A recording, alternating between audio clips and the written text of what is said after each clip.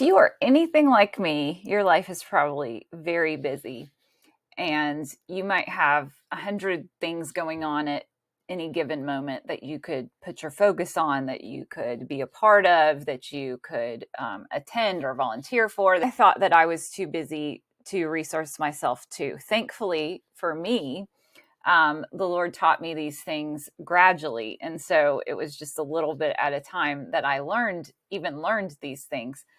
But one thing I did learn along the way is if I don't take time to resource my body, my mind, my emotions, my spirit, my body will take time for me. There were several times throughout my life where I've ended up hitting a wall, getting sick, getting burnout, spiraling into anxiety, depression, all of those things. And I believe that a lot of it could have been prevented had I been properly resourcing myself along the way. Just to give you a little background on me, I grew up in a very performance-driven home, very works-based, works-oriented, like you do. How people view you is based on what you do and how you act and how you behave. So it was very behavior oriented and performance-based. When I was 19, I got married. So I got married very young. And I had children very young. I had my first child by the time I was 21. So, and my second child by the time I was 23. So I was 23 with two young children, and it was constant. I just remember being constantly busy. Like there was no downtime, even to sleep. Like there was nothing.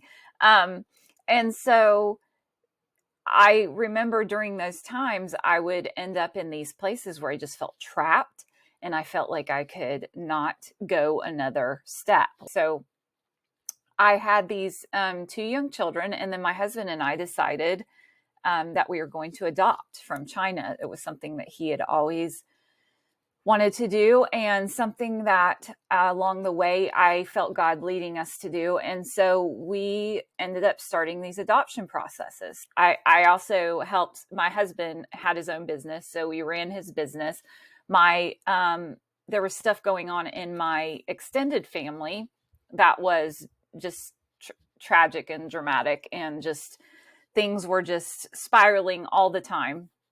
And so we decided in all of this that we were going to start the adoption process, which we did. We brought home a little girl from China who has been just the joy of our lives. And then after we brought home her, we're like, well, let's do it again. I don't know why, but we did. I'm so thankful we did, because I have three beautiful daughters from China. We ended up on the second trip bringing home not only a 2-year-old, but also a 14-year-old. Anyway, throughout all of this time, I knew nothing about resourcing myself. As a matter of fact, it had been ingrained into me that, it was joy, Jesus, others, you. So it's always Jesus and others. And then you are on this back end. You get all, whatever's left over. You don't make time for yourself. You don't do things for yourself. You're always doing for others, right? And so that was kind of the thing that I was indoctrinated into, and just believed that I was pleasing God if I forgot about myself and just focused in on others and on Him. And so, which I did. I was very good at doing that. I was a people pleaser, so I was very good at pleasing others. And I just got to a place where I had these 5 children. My husband had taken a new job. He owned this business. So I took over the business and was trying to run it with these 5 children. Just very involved in a lot of things, like church-wise, and just completely overworking and overwhelming myself in all the ways, and still feeling like I wasn't good enough, like I wasn't doing enough. Maybe some of this sounds familiar to you, that you feel this way, that you can be working the hardest you've ever worked and still feel like it's not enough and you should be doing more. And then the Lord started to really teach me these things that He had given me that were right there, obvious in His Word, and gifts that He had given for us to live our lives, not only just to survive, but to thrive. He began to teach me these things, and I had to learn the hard way after, you know, I had basically just exhausted myself. Burnout is not quickly recovered from. It's been years now in this healing journey. I've been on it since I was about 40, like focused into healing and applying these resources into my life. And I'm 44 right now, about to turn 45. And I just now in the past year have started to see like a heavy shift in how my body is responding and how I have more energy and how I'm learning to take care of myself. You know, the Bible says, love others as you love yourself. And so it just assumes that you're going to be loving yourself. You're going to be utilizing these resources and taking care of yourself first. Whenever a plane is crashing, they tell you, put on your own oxygen mask first, because if you don't have your oxygen mask on, you're definitely not going to be able to help anyone else with theirs. And I feel like this is what these resources do. We resource ourselves so that in turn, we can use that energy that we get from it and the life that is flowing through us to help others and to do the things that need to be done out in the world. And I've seen that start to happen in me automatically. The more resourced I feel that I am, the more able I am to be available for others. How do you find time to do this in a schedule that's already maxed out? I just want to give you a few things here. First, I would examine your schedule. Find the margin. Where is your margin? Where do you have time? You might not think that you have time. You may not feel like you have time, but there is time somewhere. You know, there's times when we have to wait. There's times when we're in the car.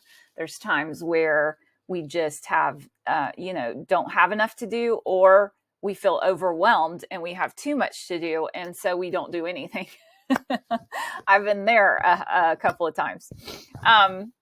If you don't have margin in your schedule, if you truly can look at your schedule and be like, I just have nothing, this is all like stuff that I have to do, then it's time to make margin. It's time to find those places, those things that you can say no to.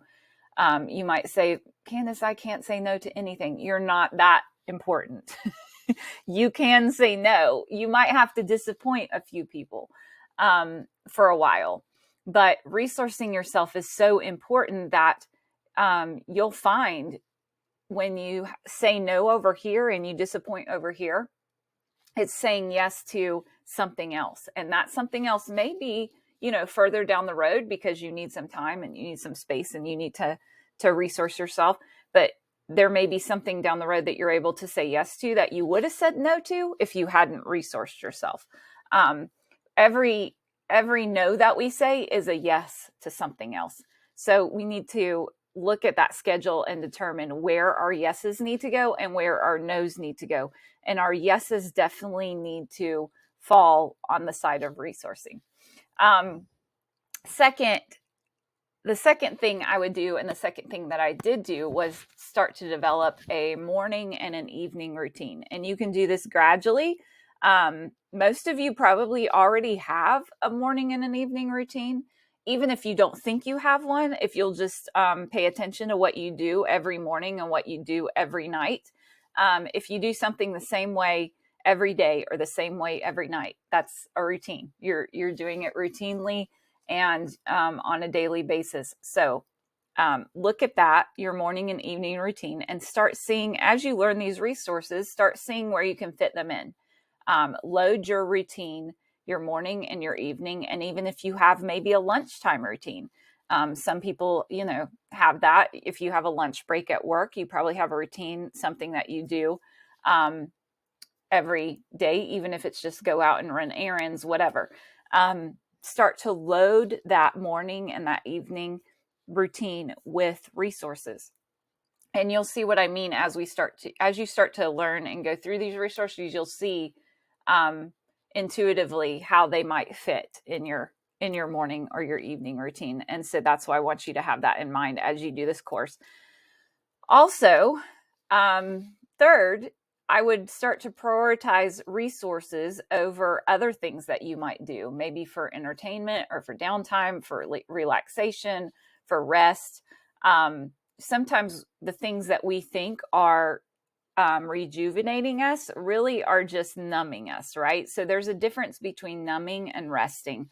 Numbing is when you just have problems that you don't want to think about anymore, so you just shut everything off and you do something that's gonna distract you. So like, the whole Netflix and chill movement, the whole get on your phone and scroll movement, the whole whatever it is. We have ways of numbing. Some people use alcohol or drugs. Basically what that's doing is just distracting you from all of your problems, kind of like pushing a pause button is kind of what it's doing. And so that all these problems just kind of, you aren't thinking about them. But as soon as you come out of that time and get back into life, you realize very quickly that those problems have not gone anywhere. They're all still there. So resourcing is more of rejuvenating your body, creating more energy, processing things, getting some things out, creating more room and more space for you to actually take on these problems, more motivation, more desire to create a better life. The fourth and last thing is to stay very aware of how your body, emotions, mind, and spirit react to these resources. Every time that you notice that these resources are helping you, that they're making you feel better, that they're contributing to your life, it's like the snowball effect. It starts building and building and building.